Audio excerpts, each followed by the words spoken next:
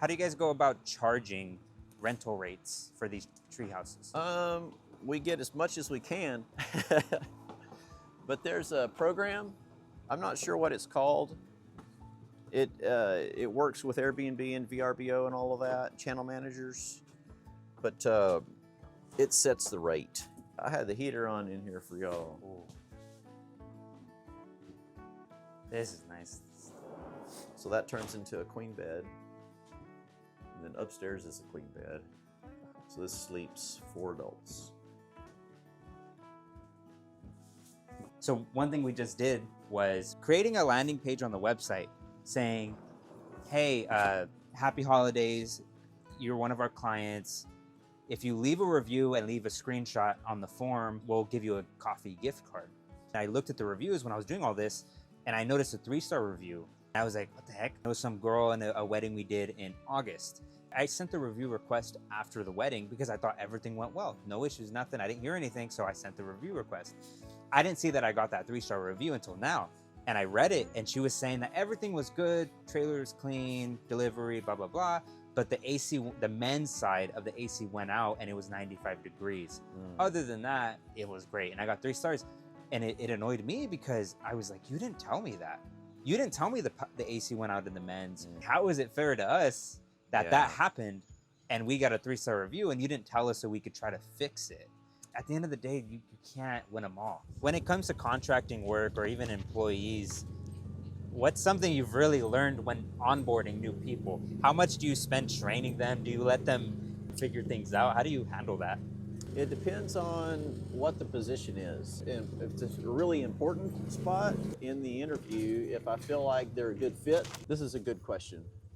We'll talk about this a second here in the sun. And I'll have something ready, like I'll have a few materials sitting out and I'll say, okay, well, can you build me a box? And I'll have some instructions there and I'll just watch them.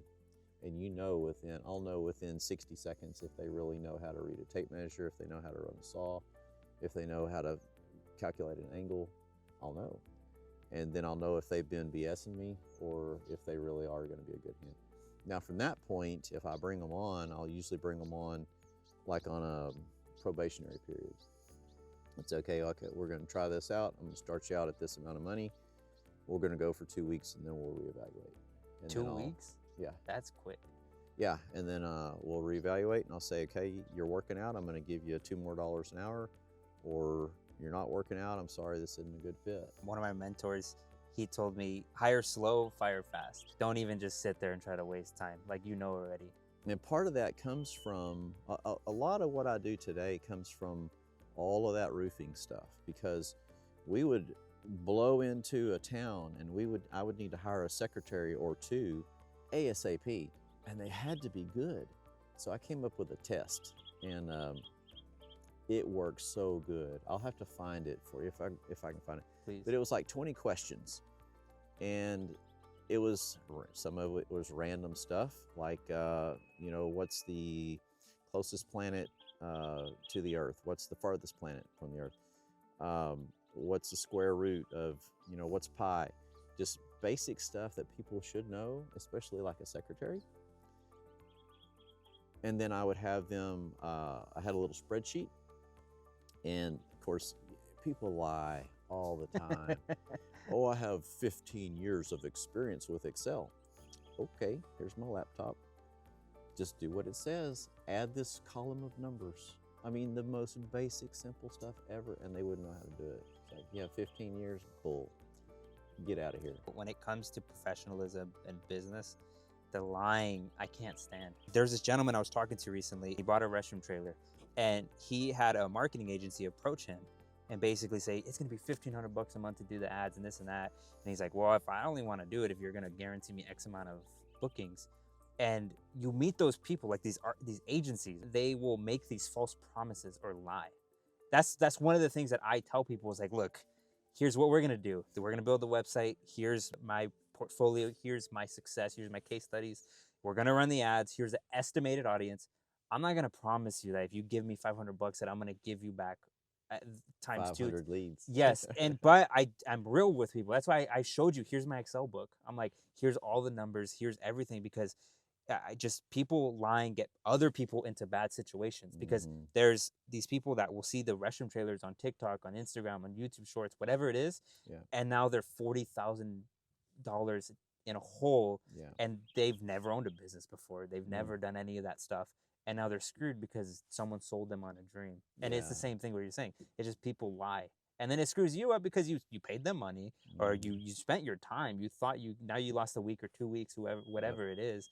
With my little test that I would give people, once I started that, the people that scored good on my test always turned out to be good secretaries. When you had 150 people, did you have a C-suite? Did you have directors? How did upper management work with that many people?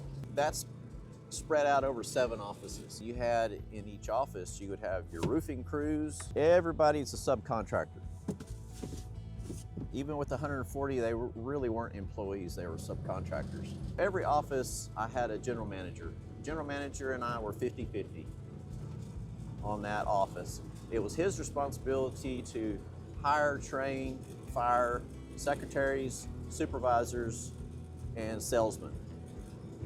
There's usually only one supervisor for an office, 1 or 2 secretaries, and then there would be on average about 10 salespeople.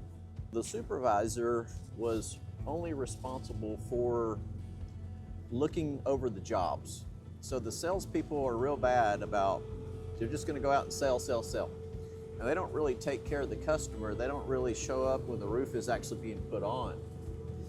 And I found that it's important for somebody to be there to hold the hand of the customer and make sure everything's correct. Make sure that the color is right that we're putting on the roof. And to watch the crew, here's a big one. Make sure the crew has what they need and doesn't overcharge us. What's your thoughts on using cash versus utilizing debt? I'm not a big proponent of debt. I prefer cash, but sometimes it makes sense. A couple years ago, I was in a spot where I wanted to buy a skid steer, and I fully intended to go in and write a check for it. Well, I got in there sitting down, and they're like, well, we have 0% financing. 0%. I was about to write a $55,000 check for this thing, and so I sat back in the chair and I thought, I can just take the $55,000 and build the Yellowstone treehouse with it. I think I'll take that 0%. It makes sense. It's free money if you have something else that you can invest in that you know is going to return. My ROI on these tree houses is about 2 years, so that's a pretty good deal. Anytime you can borrow cheap, I do it. When you're getting started, sometimes you don't have a choice. You have to borrow. Yeah, absolutely. It just puts you behind the 8 ball. It makes things more difficult, but sometimes you just have to do that. So we're going to be talking to the president of the manufacturer, Optimus Industries. I met him a year ago when we drove across the country from Fresno, California to the manufacturer in Indiana.